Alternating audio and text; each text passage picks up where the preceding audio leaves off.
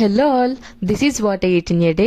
నేను తెల్లవారుజామున 5ంటికి లేస్తాను కాబట్టి లేచిన వెంటనే బ్రష్ చేసి ఒక గ్లాస్ హాట్ వాటర్ అయితే తాగేస్తాను.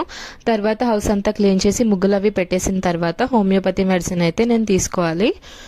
ఒక పావు కప్పు గోరువెచ్చని నీళ్ళల్లో ఒక 10 డ్రాప్స్ మెడిసిన్ వేసుకుని తాగేస్తాను. తర్వాత నేను చదువుకోవడానికి కూర్చుంటాను అనమాట. కాంపిటేటివ్ ఎగ్జామ్స్కి ప్రిపేర్ అవుతున్నాను కాబట్టి. యాక్చువల్గా నేను ఇంటర్మీడియట్ ఫాస్టింగ్ చేస్తున్నానండి. నా ఈటింగ్ విండో వచ్చేసి 9కి స్టార్ట్ అవుతుంది.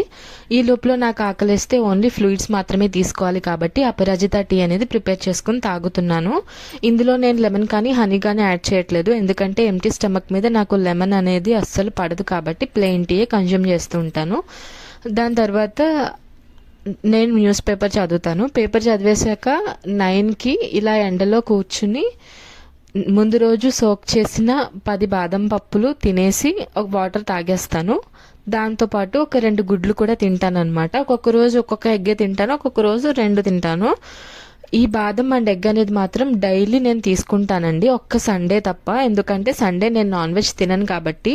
Early morning fat and protein తీసుకుంటే చాలా మంచిది కాబట్టి నేను ఇది ఫస్ట్ మీల్గా ఇదే తీసుకుంటాను. తర్వాత కార్బ్స్ కోసం ఒకరోజు రాగి జావ తింటే ఒకరోజు ఇడ్లీ, ఒకరోజు దోశ అలా చేసుకుంటాను. ఈరోజు కార్బ్స్గా 2 దోశ విత్ పల్లీ చట్నీ. ఆఫ్టర్నూన్ 12కి చింతకాయ వేసి కట్టిపరిగలు పులుసు చేశానండి, ఇది తినేసాను. ఈ చింతకాయ వేసి కట్టిపరిగలు పులుసు అనే రెసిపీ మీకు కావాలంటే కింద వీడియో నేను లింక్ అనేది ట్యాగ్ చేస్తున్నాను, అక్కడికి వెళ్ళి చూసేయండి. ఆఫ్టర్నూన్ 3కి ఇలా స్టార్ ఫ్రూట్ని కట్ చేసి దాని మీద ఉప్పు కారం స్ప్రింకిల్ చేసుకుని తినేస్తున్నాను అనమాట.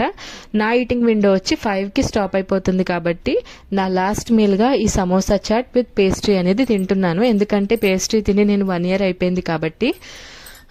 ఈ కేక్ అయితే చాలా బాగుందండి. నా వీడియోస్ కనుక మీకు నచ్చినట్టయితే నా ఛానల్ని సబ్స్క్రైబ్ చేసుకోండి, లైక్ చేయండి, షేర్ చేయండి, కామెంట్ చేయండి.